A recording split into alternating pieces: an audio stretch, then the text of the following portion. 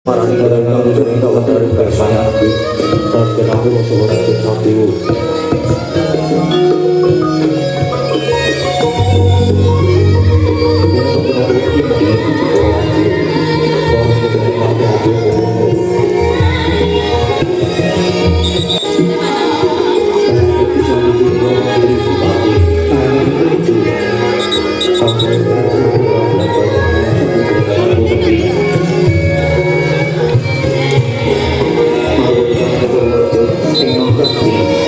Mas Gareng tak mau wesan.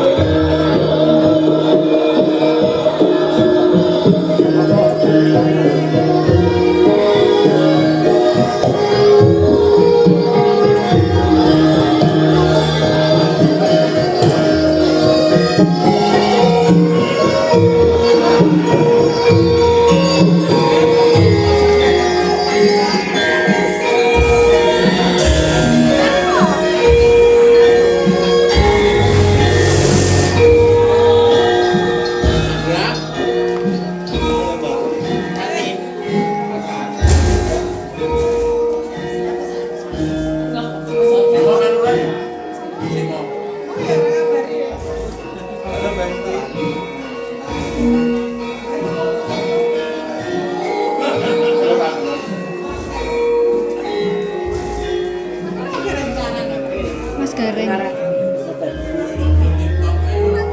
dandan.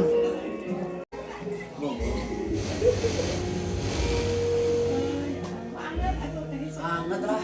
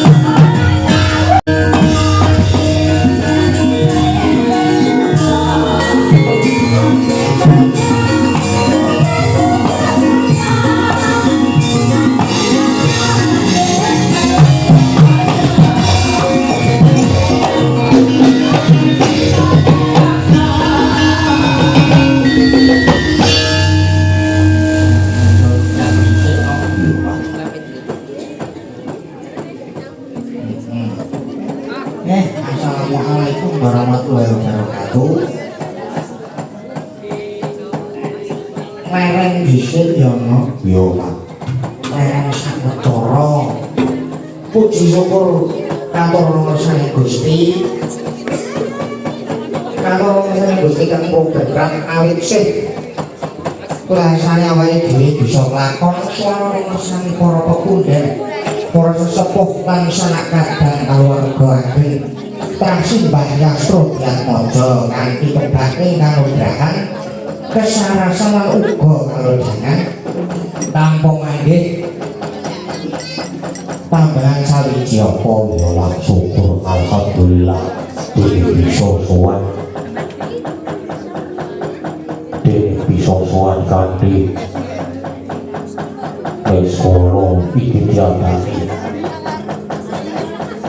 pawiwahan lan uga pagelaran budaya minangka wujud saka adicara apa miturut dawuh tak tampa iki ngono adicara pengetan ambang warsa utawa haul pepundhen prasimbah yastra yatmaja kang diadani dening para putra wayah panjenengane Simbah Yastra Yatmaja.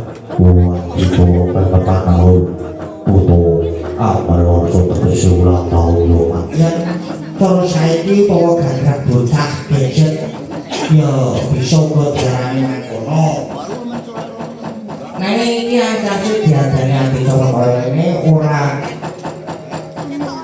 kok mung kanggo rupiah-rupiah apa dene seneng-seneng kang tanpa pangitani yo.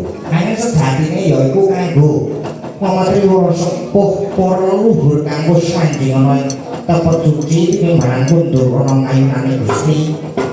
Para putra wayah buyut lan saben generasi mangkono Pak.